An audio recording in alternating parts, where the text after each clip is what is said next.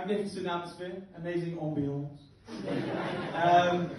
Yeah, I was actually just having a think before I came out. I actually can't believe that British people wear this on holiday. Pretty staggering, but I do. So that's cool. That's pretty cool. Here we are. So, I'm going to start with politics, right? Because that always brings a bit of a ray of sunshine to everyone's eyes. Does anybody know who recently left the White House? Joe Biden. It wasn't Sleepy Joe. It wasn't Sleepy Joe. He's a great guy, but he's not the guy. Anybody else? Anybody else? Muskie, that's the answer we're looking for, sir. You read the news. You read the news. And let me tell you, he's a great guy. Such a good guy. You've never seen anything like it. But here we are. Here we are. So, rumour has it, according to the latest fake news, Elon Musk has moved to the UK. He now lives in Chalk Farm, apparently. Quite odd, I know. But I've been working quite closely with a man over the course of the last few weeks. I really have, so close.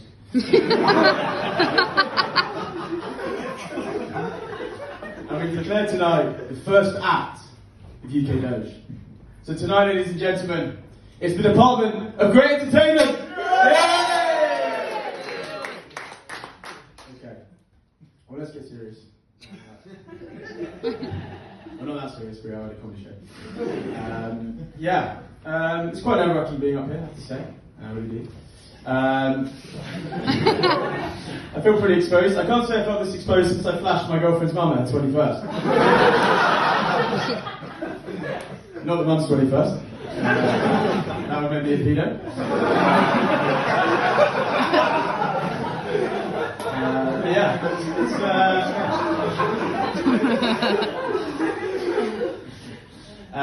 Me and Tills, we're no longer together anymore, unfortunately.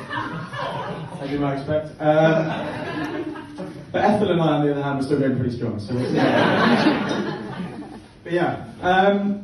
so I'll tell you a little bit about me.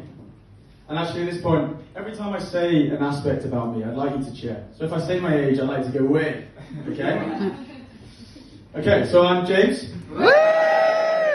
Amazing. I'm 27. Woo! I'm long time single. Yeah! And I'm a management consultant. Yeah! So Olivia, I just did that so we can get everyone to cheer management consultant. First time for everything. That's cool. That's cool. I love what I do. I really do. So good. I often get told that I was born a consultant. I came out of the womb and I told my mum, I looked her dead in the eye. I said, we could have optimised that process, we really could. Really could. 2 weeks behind schedule, half the stakeholders crying, and the success of the cord hanging by a thread. The success of the project hanging by a cord. Let's not circle back on that one. Anyway, here we are. We are here.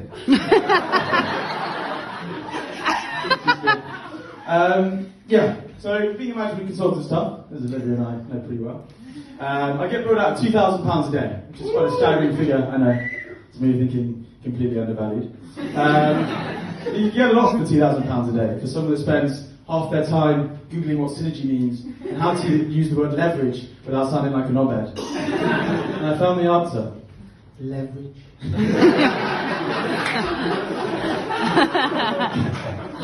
So good. Anyway. £2,000 you can buy an awful lot, you really can. You can buy 2 or 3 bottles of extra virgin olive oil at today's current prices. So expensive, you've never seen anything like it. So good. You can buy a deluxe date at the Shard, which I've done quite a few times. And judging by some of your reactions, a joke price might also be an honour. Okay.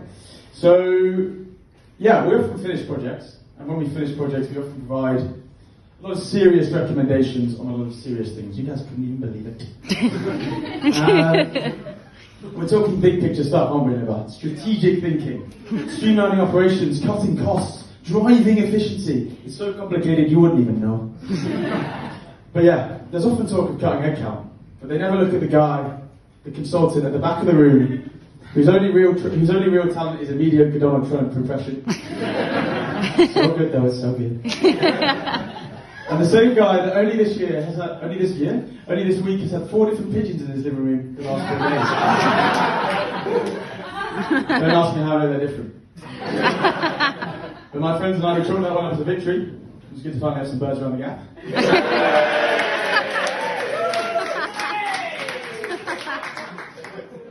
That's cool. So not that cool. But anyway, at 27 you're already expected to have your life in order, aren't you? You know, I see a few young people here. Yeah, some of you. You're supposed to have your life sorted, your financials sorted, job sorted, you know, partner sorted, right? And dating in particular is a very tough one, right? For someone that's dedicated the entirety of their 20s to trying to pick up women, has failed to convert short-term, high-risk, high-yield strategies into a sustainable portfolio for the future. So here we are. So yeah, that's happened. Just remembering my lines. So yeah, no, I've deployed a number of strategies across my time to try and pick up women. The first of those was at university, as a geography student. So I'm full of whip-waffle when you take into account the management consulting and the geography. It's been a bit of a blind year of my 20s. But yeah, as a geography student, I aligned myself to the feminist geography tutorial group. Tactical genius. But so I thought, you know. Initially I did think it was a gold mine of activity, right? Surrounded myself with 15 women, right? It was like a spin class in Ballon on a Saturday morning. And I would say I've been to a few of those. But here we are. But unfortunately it turns out that talking gender pay gaps, gender wallpaper and gender literature wasn't quite the conversation starter I was after. It also turns out that being the guy that turns up to a feminist geography group to try and pick up feminist geographers is exactly the kind of guy that feminist geographers don't want to date.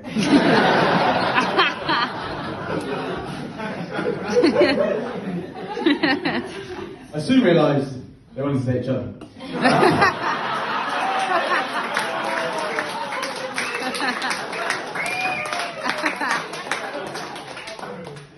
I did, however, manage to get a threesome out of that. I ran away from the 2-1, but then ball.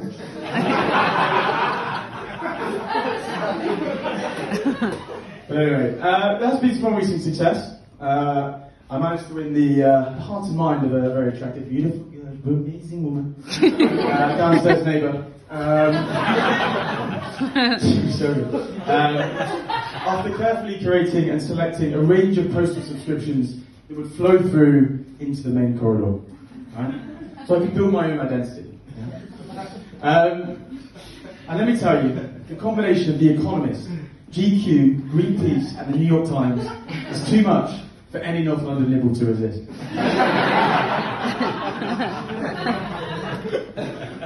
I did, however, mean procuring my true subscriptions to Nuts, Top Gear and the Daily Mail.